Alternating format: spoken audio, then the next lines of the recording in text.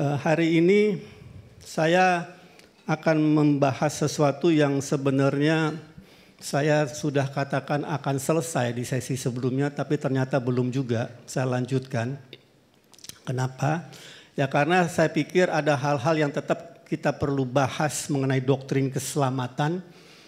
Karena saya merasa ada banyak sekali hal-hal yang kita belum pahami menurut saya, sehingga kita mungkin perlu mengulang-ulangnya atau menyampaikannya dengan cara berbeda. Kita telah membahas 8 sesi mengenai doktrin keselamatan. Kita telah mulai dengan pertobatan sejati 2 sesi, hidup baru 2 sesi, predestinasi 2 sesi, sekali selamat tetap selamat 2 sesi. Ya, semua ini merupakan bagian daripada doktrin keselamatan. Dan sayangnya doktrin ini mengenai keselamatan jarang sekali diajarkan secara lengkap di gereja-gereja, yang menurut saya banyak membuat banyak orang Kristen bingung mengenai kekristenan.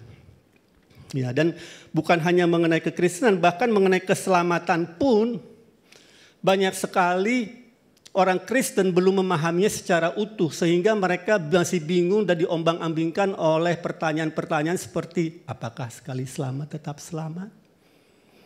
Apakah Tuhan yang menyebabkan bencana ini, masalah ini dalam hidupku? Hal-hal seperti itu yang semestinya sudah lagi tidak perlu kita hadapi. Nah, hal-hal seperti ini kalau nggak dibereskan, bagaimana kita bisa menjalani kehidupan yang berkemenangan dan berkelimpahan? Ya, jadi saya ingin menyampaikan lagi topik mengenai arti dan tujuan dari keselamatan kita. Ya, kita telah membahas di sesi sebelumnya mengenai kenapa Tuhan menyelamatkan kita. Ada 3 alasan, kalau Bapak Ibu lihat kembali videonya, yaitu untuk agar kita kembali memiliki persekutuan dengan Dia, agar kita dijadikan serupa dengan Yesus, lalu agar kita menghasilkan buah-buah hasil keselamatan di dunia ini. Tetapi sekarang dari sudut pandang kita, apa arti semua itu? Nah, itu yang saya ingin bahas pada pagi hari ini. Dan ini menyangkut keselamatan kita, topiknya. Karena kalau kita perhatikan, orang Kristen pada umumnya, kalau kita tanyakan kepada mereka mengenai keselamatan, mereka selalu berpikir dalam konteks sorga dan neraka. Jadi diselamatkan, oh saya sudah diselamatkan, artinya saya akan masuk ke sorga. Dan mereka selalu mengira tujuan Tuhan Yesus datang ke dunia ini adalah untuk membuat kita masuk ke sorga. Ya, nah saya tidak meremehkan masalah masuk surga, tolong jangan salah pahami saya. Seandainya Tuhan Yesus datang ke dunia ini hanya untuk memastikan membuat kita bisa masuk ke surga, saya tetap akan mengucap syukur dan berterima kasih dan tetap akan saya menyambutnya dengan sukacita. Tetapi kekristenan adalah bukan soal neraka dan surga.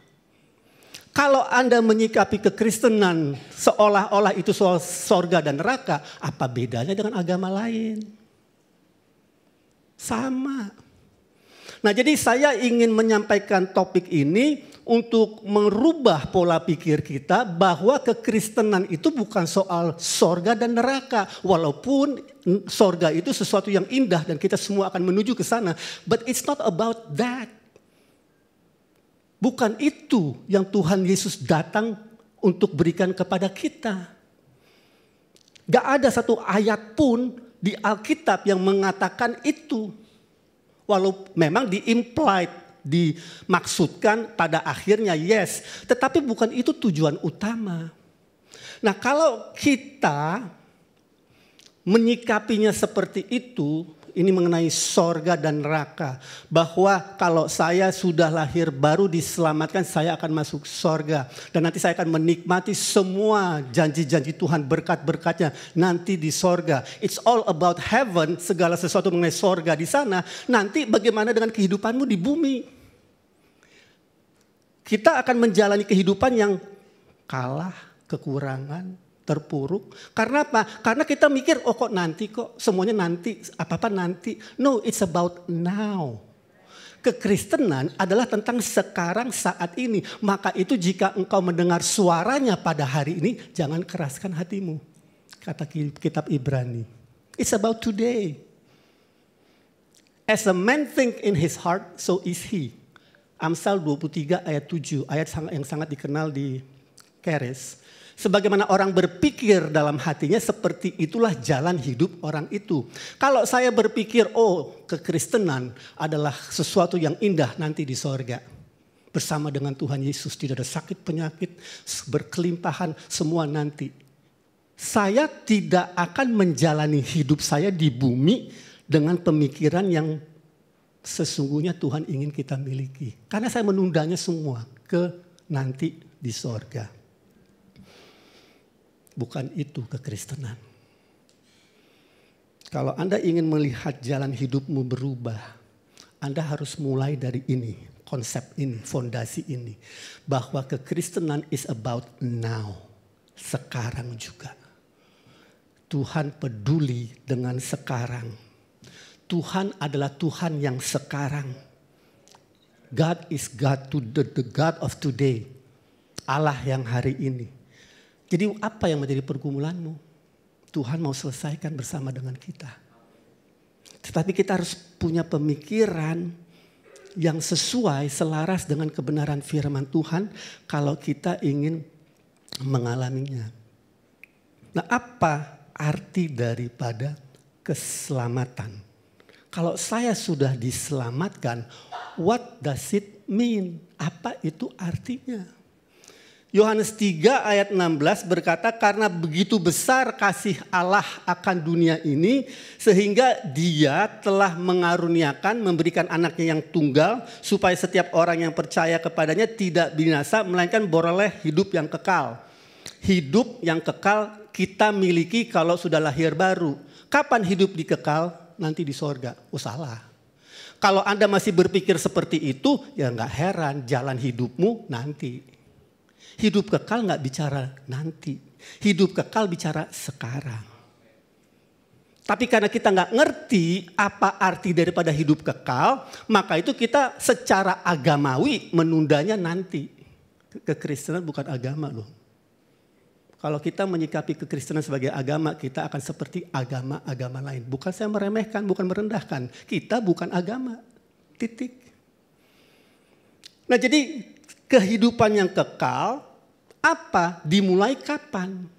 Dimulai sekarang. Kalau kita baca di Yohanes 17 ayat 3, Tuhan Yesus memberikan definisi apa itu hidup kekal. Inilah hidup yang kekal itu. Langsung Tuhan Yesus memberikan definisinya. Yaitu bahwa mereka mengenal Engkau satu-satunya Allah yang benar dan mengenal Yesus Kristus yang telah Engkau utus. Ini gak bicara mengenai sorga, ini bicara mengenai kapan kita mengenal Dia. Mulai kapan kita mengenal Dia, mulai hari itu kita memiliki hidup yang kekal. Jadi it's up to us, tergantung kita kapan kita mau memulai hidup kekal itu. Bukan tergantung Tuhan, karena Yesus sudah memberikan definisinya. Jadi Tuhan Yesus datang supaya kita memiliki hidup yang kekal. Kapan? Yesus kasih definisinya. Oke, sekarang aku percaya kepada Tuhan Yesus Kristus sebagai Tuhan dan Juru Selamatku. Aku lahirkan kembali. Aku sekarang bisa memiliki hubungan dengan Tuhan. Dan aku akan masuk ke dalam persekutuan dengan Tuhan. Hidup yang kekal dimulai kapanpun Anda mau. Bukan kapan besok Anda ke sorga. Nah, ini pengertian dapat merevolusi hidupmu. Mengubah total hidupmu kalau Anda bisa menerima, menyikapinya dengan benar. Satu-satunya Allah yang benar, artinya ada Allah yang tidak benar. Taunya Allah yang benar, ya lewat Yesus Kristus. Maka itu dikasih dua. Mengenal Allah yang benar, siapa dia? Lewat Yesus Kristus. Aku adalah jalan, kebenaran, dan hidup. Jelaskan. Jadi artinya kita mau mengenal Dia. Kalau kita mau, kita memiliki hidup yang kekal. Kata mengenal datang dari kata dalam bahasa Yunani ginosko. Yang berarti mengenal secara intim seperti seorang suami istri mengenal pasangannya. Maka itu waktu Maria di Lukas 1 didatangi oleh malaikat dan dinubuatkan engkau akan mengandung seorang anak. Maria bingung, bagaimana mungkin aku tidak ginosko seorang pria. Aku belum kenal intim seorang pria. Sama kata yang digunakan di Yohanes 17:3. Jadi ini bicara mengenai keintiman. intim. Anda tidak bisa intim kalau tidak punya hubungan. Anda tidak bisa punya hubungan kalau Anda belum lahir baru. Nangkap nggak itu alurnya? Tujuan kita dilahirkan kembali agar kita punya hubungan dengan Tuhan. Artinya kita menjadi sejenis, serupa dan segambar. Kenapa? Kalau kita nggak dilahirkan kembali, ibaratnya saya bicara dengan lembu. Yang tadinya manusia berubah menjadi lembu karena jatuh ke dalam dosa. Manusia begitu keluar jatuh ke dalam dosa, keluar dari kodratnya, dia sudah berubah menjadi seperti lembu. Padahal dia memiliki kodrat ilahi sebelumnya. Jadi artinya untuk Tuhan bisa punya hubungan dengan kita, dia minta kita dilahirkan kembali sehingga kita sejenis roh ke roh. Tapi tujuan dari hubungan apa? Ada. Kalau Anda nggak mengerti, Anda nggak menjalankan kehidupan kekristenanmu dengan benar. Tujuan kita dilahirkan kembali agar punya hubungan. Tujuan kita punya hubungan agar punya persekutuan dengan dia. Anda nggak bisa punya persekutuan dengan dia kalau nggak punya hubungan, nggak sejenis dengan dia. Nah, persekutuan dengan dia hanya bisa datang dan timbul dari kita berkomunikasi roh ke roh dan mengubah pola pikir kita lewat firman-Nya. Apa tujuan dari persekutuan? Ada lagi. Tapi saya nggak mau dalemin ini. Tujuan dari persekutuan adalah pertumbuhan rohani. Itu dijelaskan di Kolose 1 ayat 9 dan seterusnya. Jadi dari kita belum lahir baru, Tuhan ingin sekali melihat anaknya ini kembali serupa segambar dengan dia. Karena dia punya masa depan yang luar biasa. Tetapi prosesnya adalah seperti ini. Paham Bapak Ibu? Prosesnya lahir baru, aku bisa berhubungan, persekutuan, lalu Anda mengalami pertumbuhan rohani. Tuhan kita nggak pernah berhenti bekerja dalam hidupnya, dalam kenyataannya dalam hidup kita. Karena dia ingin melihat pertumbuhan terjadi dalam hidup kita. Nah jadi kalau kita tidak memiliki pemikiran ini, menunda-nunda, nanti segala sesuatu berkat-berkatnya, janji-janjinya kita nggak akan alami di sini. Dan ini bukan masalah sorga dan neraka, ini masalah sekarang. Dia mau melihat hal-hal yang luar biasa terjadi dalam hidup kita. Karena dia ingin menampilkan dirinya, kuasanya lewat kita. Dan itu terjadi hanya lewat proses tadi. Hubungan, persekutuan, dan pertumbuhan rohani. Nah kalau kita baca di Alkitab Kejadian 2 ayat 17 kalau nggak salah. Di situ dikatakan waktu Allah menciptakan Adam dan Hawa, Allah menciptakan sesungguhnya manusia untuk tidak mati. Manusia tidak pernah diciptakan untuk mati. Manusia tidak pernah diciptakan untuk mati. Ya jadi di Kejadian 2 ayat 17, Tuhan Allah setelah menciptakan manusia, dia katakan, Adam, Hawa, kamu jangan makan buah dari pohon ini karena kalau kamu makan, kamu akan mati. Kalau kamu nggak makan, ya kamu akan terus memiliki hidup yang kekal. Nah, tetapi kan kita tahu Adam tidak mati langsung. Tetapi di sini dikatakan pada hari engkau memakannya pastilah engkau mati. Atau dalam bahasa Inggrisnya surely, you shall surely die. Atau dalam bahasa Ibraninya engkau pasti mati. 2 kali matinya. Mati rohani, lalu mati kekal. Kalau Anda baca Alkitab, di Alkitab ada banyak macam kematian. Kalau begitu Anda mati rohani, Kejadian 2 ayat 17, Anda sudah masuk ke dalam kehidupan kematian. Ada banyak kematian di situ. Ujungnya di kitab Wahyu kematian kekal. Tetapi begitu Anda mati secara roh terpisah dari Allah, Anda akan bisa lihat di Alkitab ada yang namanya kematian fisik. Ada kematian sementara. Ada yang namanya kematian posisi. Itu di Roma 6 dikatakan. kamu telah dikuburkan bersama dengan Kristus. Kamu telah mati bersama dengan Kristus. Bagaimana bisa mati? Itu positional death. Mati secara posisi. Di Roma 8 ada lagi kematian sementara. Kalau kamu berpikir secara kedagingan, kamu akan mati. Mati dalam arti kata gak kreatif, gak menghasilkan apa-apa. Karena segala sesuatu yang kamu lakukan itu dari kedaginganmu. Jadi di Alkitab begitu kita mati rohani terpisah dengan Allah, kita terbuka kepada seluruh macam kematian yang Alkitab bahas. Karena manusia tidak pernah diciptakan untuk mati. Tidak pernah masuk rencana Allah. Tetapi karena Adam dan Hawa jatuh ke dalam dosa, Tuhan menyediakan rencana keselamatan itu, dan setelah kita diselamatkan, hidup kekal itu dipulihkan.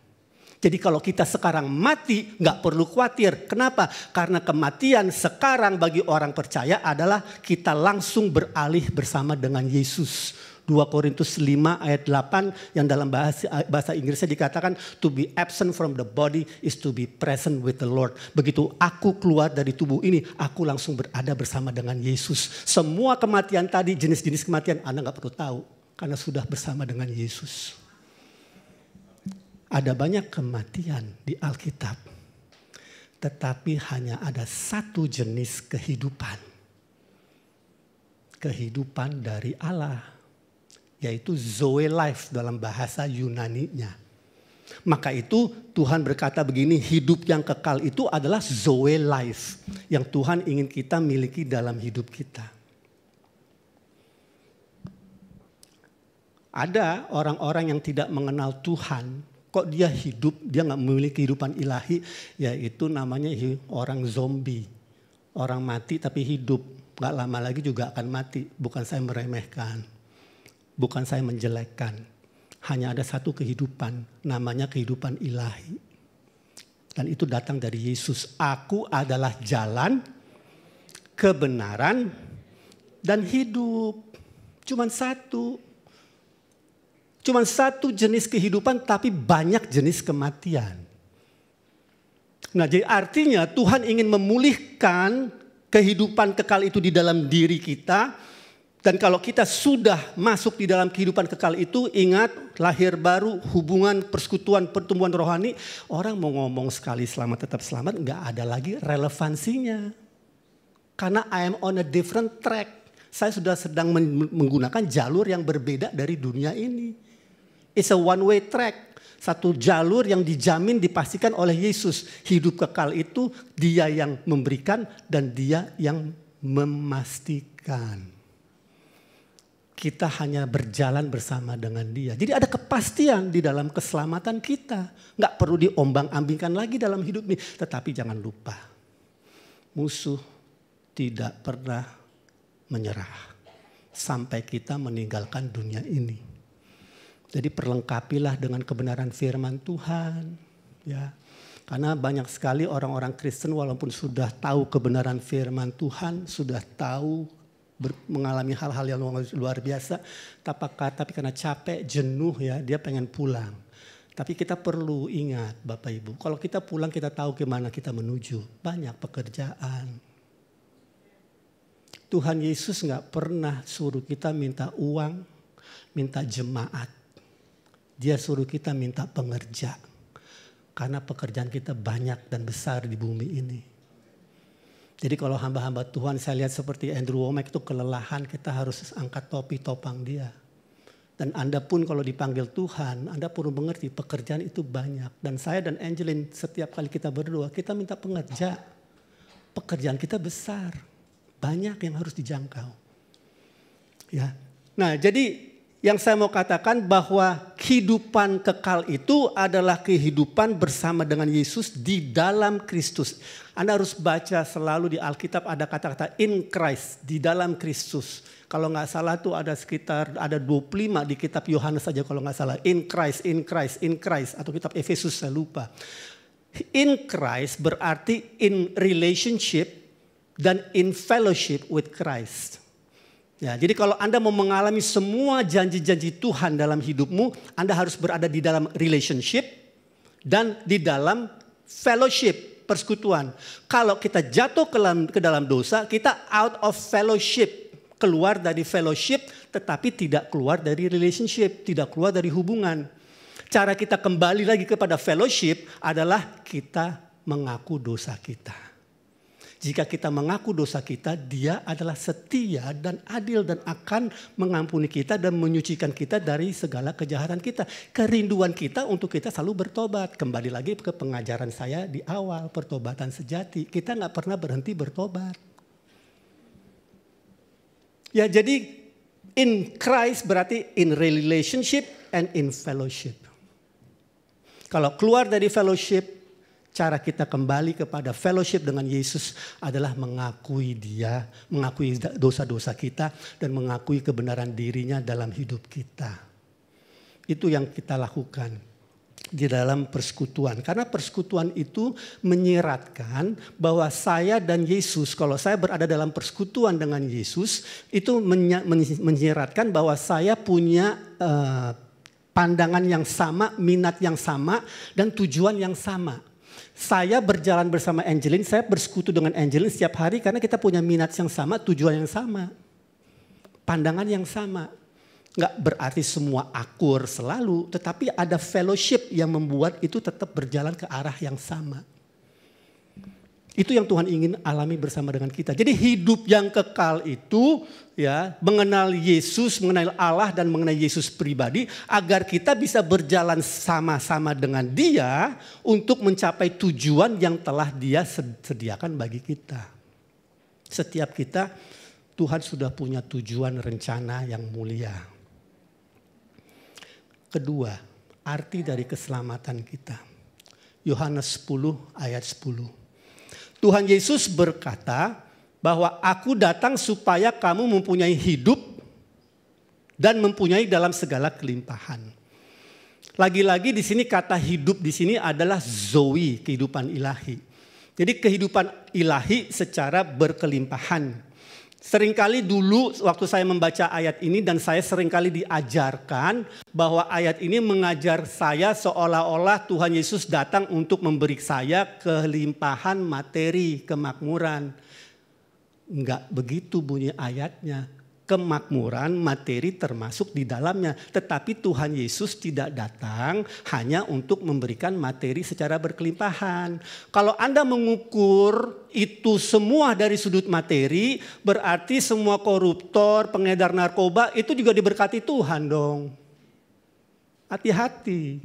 Amsal 10:22 katakan dalam bahasa Inggrisnya, berkat Tuhanlah yang menjadi kaya, Dia tidak menambahinya dengan penderitaan dan susah payah. Artinya kalau saya diberkati secara materi oleh Tuhan, saya nggak dikejar-kejar kantor pajak, saya nggak dikejar-kejar debt collector, saya nggak dikejar-kejar oleh partner mitra saya yang berseberangan dengan saya. Dia tidak menambah-nambahi dengan susah payah. Itu yang artinya dalam bahasa Inggrisnya. He adds no sorrow with it. Ya, jadi ini bukan bicara Yohanes 10 bukan bicara mengenai materi tok, tetapi kehidupan secara utuh dalam kelimpahan.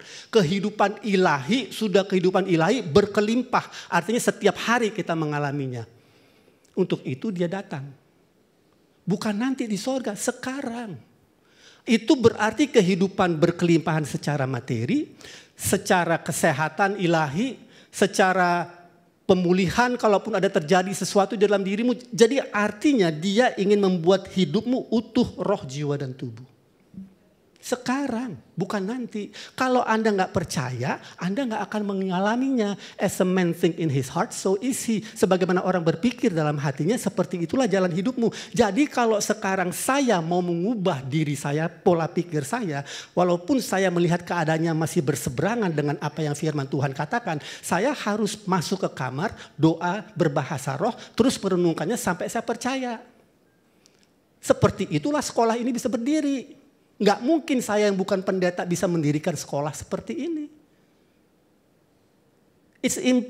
Nggak masuk hitungan saya sama Angeline. Kita yang datang dari latar belakang sekuler, yang untuk Tuhan panggil untuk buka sekolah ini, how can it be? Bagaimana mungkin? Ya saya harus mengubah terus, kita berbulan-bulan, bertahun-tahun mengubahnya. No, this is God's plan. Ini rencana Tuhan. Jadi artinya kita harus berperang dengan apa yang ada di sini. Dia datang untuk memberikan kepada kita kehidupan kelimpahan sekarang. Bukan nanti.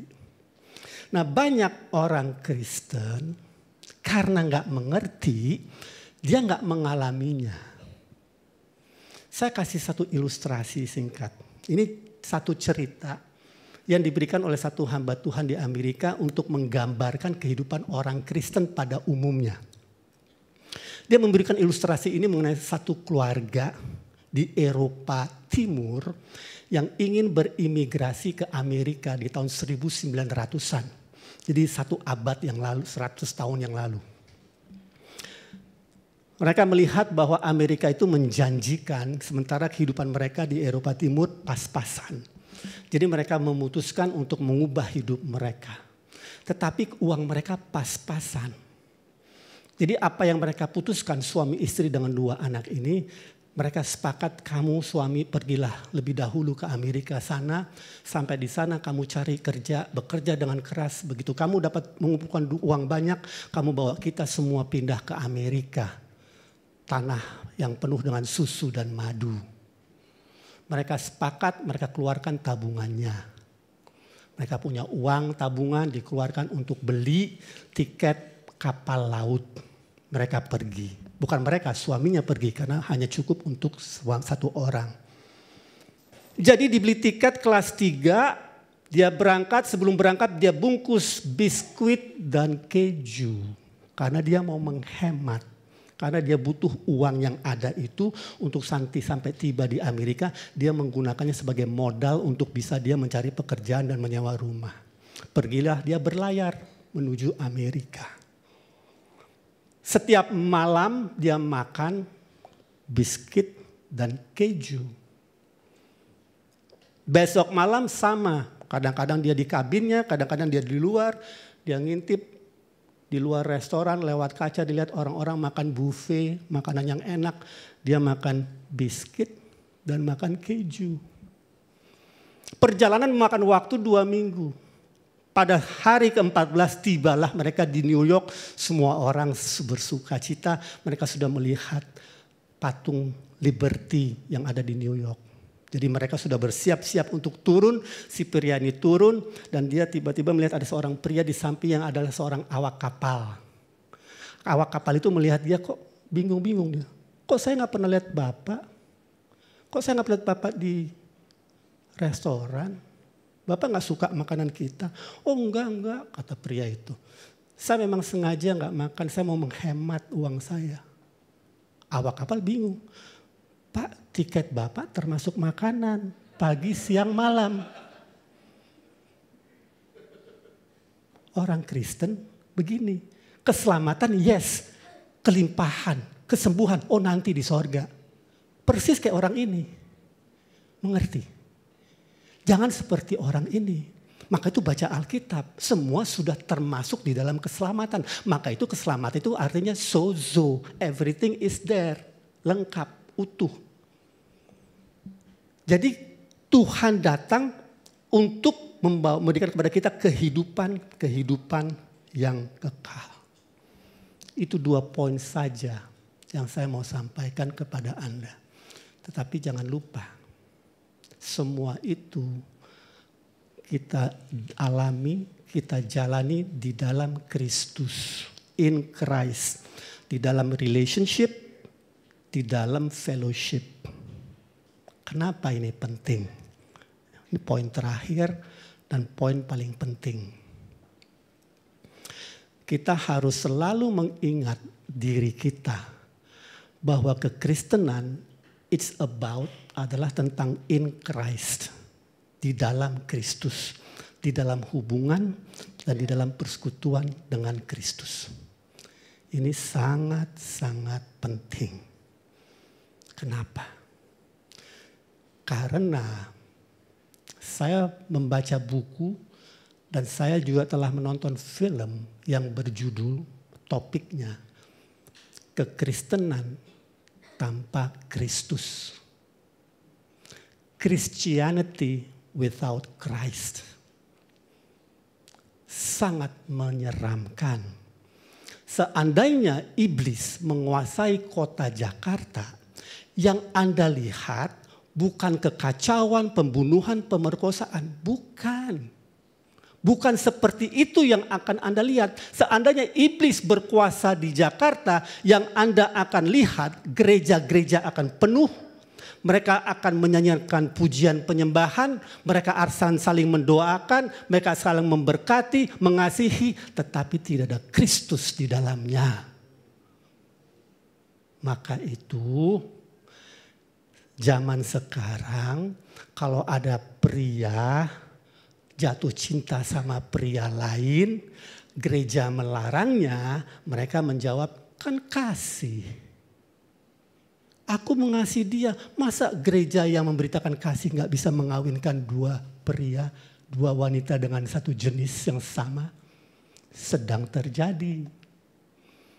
Maka itu, kalau kita bicara kekristenan, jangan fokus kepada berkat. Fokus kepada pribadi. Kalau Anda mau tahu statistiknya, Anda gak usah jauh-jauh, baca aja Lukas 17. Dari 10 orang kusta yang pengen sembuh, berapa yang balik untuk mengalami persekutuan hubungan dengan Yesus? 10%.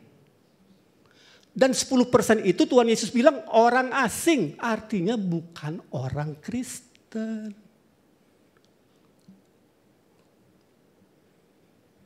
Itu statistiknya menurut Alkitab. Jadi artinya yang saya mau tekankan kepada Bapak Ibu, arti dari keselamatan itu yes, hidup berkelimpahan, kejar semua itu.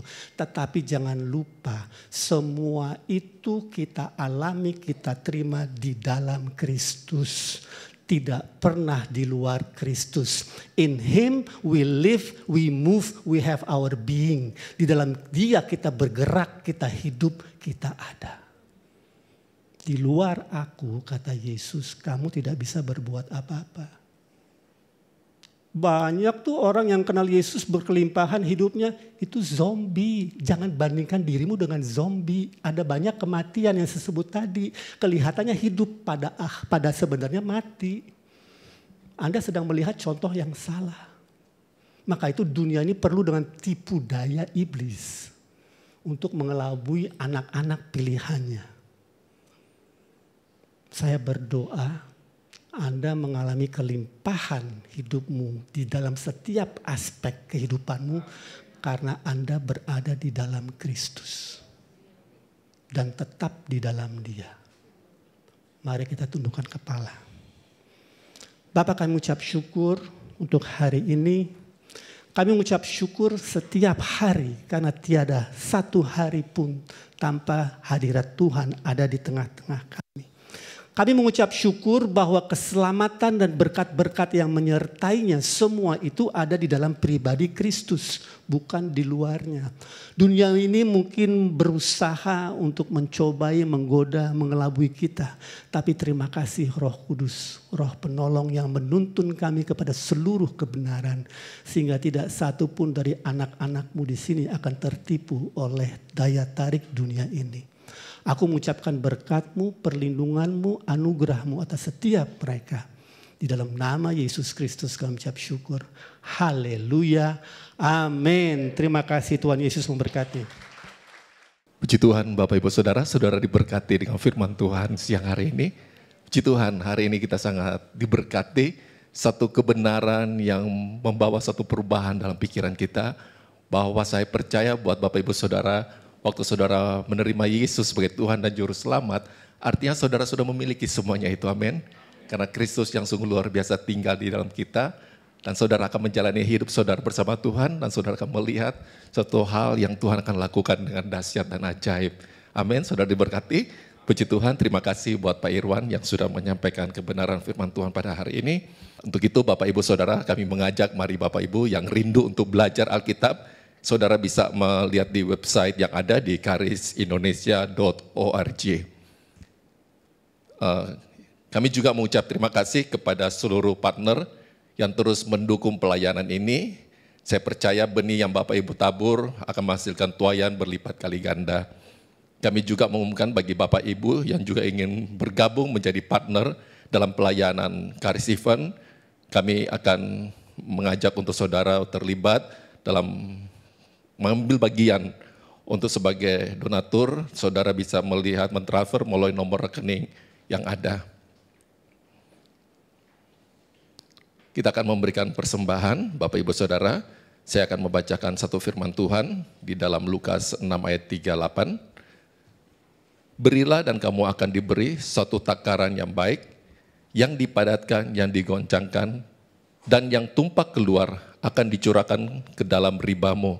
Sebab ukuran yang kamu pakai untuk mengukur akan diukurkan kepadamu. Saya percaya tujuan kita memberi bukan untuk mendapat sesuatu kembali, tapi kita memberi dengan rasa ucapan syukur karena kasih Tuhan yang sudah ada di dalam diri kita. Kita memberi berdasarkan kasih yang Allah sudah nyatakan dalam hati kita. Sebelum kita memberi, mari Bapak Ibu Saudara kita satukan hati kita berdoa. Kami mengucap syukur, terima kasih Tuhan buat segala anugerah kebaikan-Mu yang sungguh melimpah dalam kehidupan kami. Hari ini kami mau memberi dengan rasa ucapan syukur. Kami memberi dengan sukacita sebab apa yang Tuhan sudah lakukan dalam kehidupan kami sungguh luar biasa. Dan hari ini kami memberi dengan ucapan syukur. Terima kasih Bapa, di dalam nama Tuhan Yesus kami berdoa. Amin. Selamat memberi, Tuhan Yesus memberkati. Sebagai pengumuman, acara Karis Devotion telah selesai, Tuhan Yesus memberkati.